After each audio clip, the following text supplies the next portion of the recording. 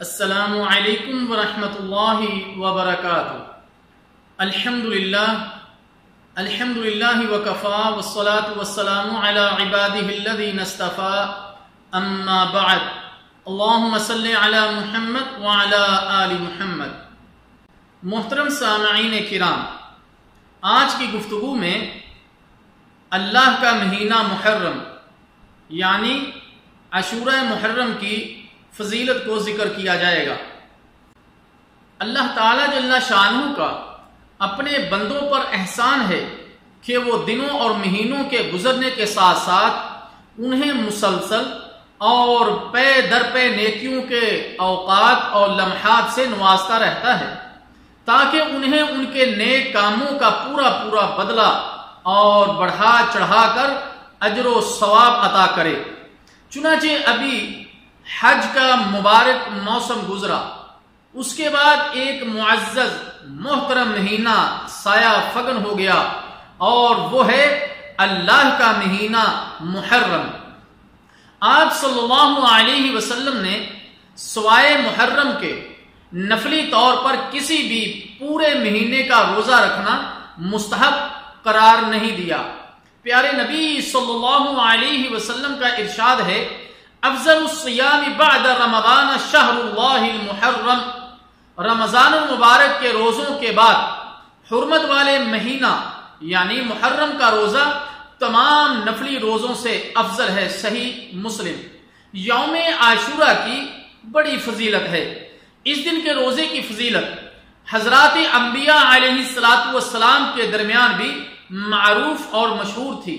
پیارے نبی صلی اللہ علیہ وسلم کا فرمان ہے، جو شخص اللہ کے راستے میں ایک دن کا روزہ رکھے گا تو اللہ تعالیٰ جل شانہ اس کے چہرے کو جہنم سے 70 سال دور رکھے گا۔ اللہ اکبر۔ صحیح بخاری۔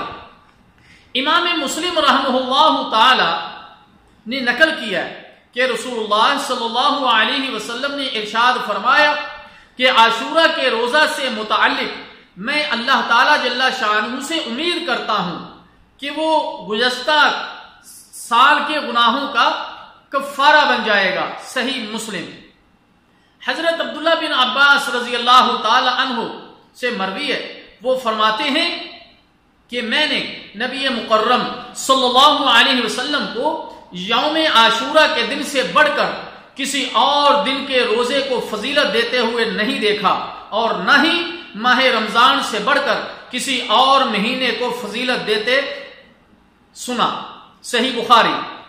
عاشورہ کا روزہ پہلے واجب تھا، لیکن ماہ رمضان کے روزے کی فرضیت کے بعد اس کی حیثیت سنت کی رہ گئی، جیسا کہ امام بخاری رحمہ اللہ تعالی نے اپنی صحیح میں بی بی عائشہ الصدیقہ رضی اللہ تعالی عنہا سے نقل کیا ہے کہ بی بی فرماتی ہیں کہ رسول اللہ صلی اللہ علیہ وسلم نے لوگوں کو یوم عاشورہ کے روزہ رکھنے کا حکم دیا، لیکن جب رمضان کا روزہ فرض ہوا تو پیارے نبی صلی اللہ علیہ وسلم نے فرمایا، اب جس کا جی چاہے اس دن کا روزہ رکھے اور جس کا دل چاہے نہ رکھے۔ صحیح بخاری۔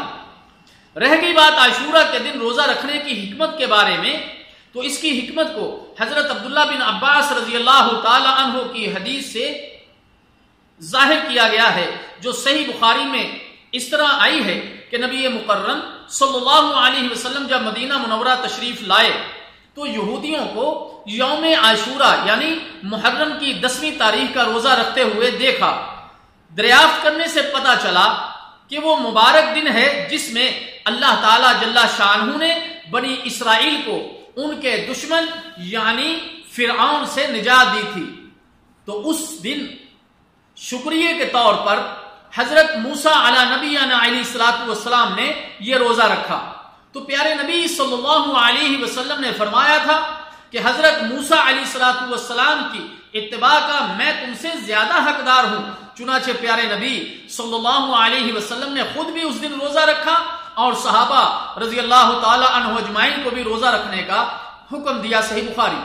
امام مسلم رحمہ اللہ تعالی نے حضرت عبداللہ بن عباس رضی اللہ تعالی عنہما سے نقل کیا ہے کہ انہوں نے فرمایا کہ جب رسول اللہ صلی اللہ علیہ وسلم نے عاشورہ کے دن کا روزہ رکھا اور صحابہ رضی اللہ تعالی عنہ اجمعین کو بھی رکھنے کا حکم دیا، تو صحابہ رضی اللہ تعالی عنہ اجمعین نے عرض کی کہ اے اللہ کے رسول صلی اللہ علیہ وسلم، یہ وہ دن ہے جس کو یہود اور نصارہ بڑا عظیم دن تصور کرتے ہیں۔ تو پیارے نبی صلی اللہ علیہ وسلم نے فرمایا کہ انشاءاللہ تعالی آئندہ سال ہم 10ویں تاریخ کے ساتھ ساتھ 9ویں تاریخ کا بھی روزہ رکھیں گے۔ صحیح مسلم اور مسند احمد کی ایک دوسری روایت میں ہے کہ اگر میں آئندہ سال زندہ رہا تو ضرور بالضرور 9ویں تاریخ کا روزہ رکھوں گا، مسند احمد۔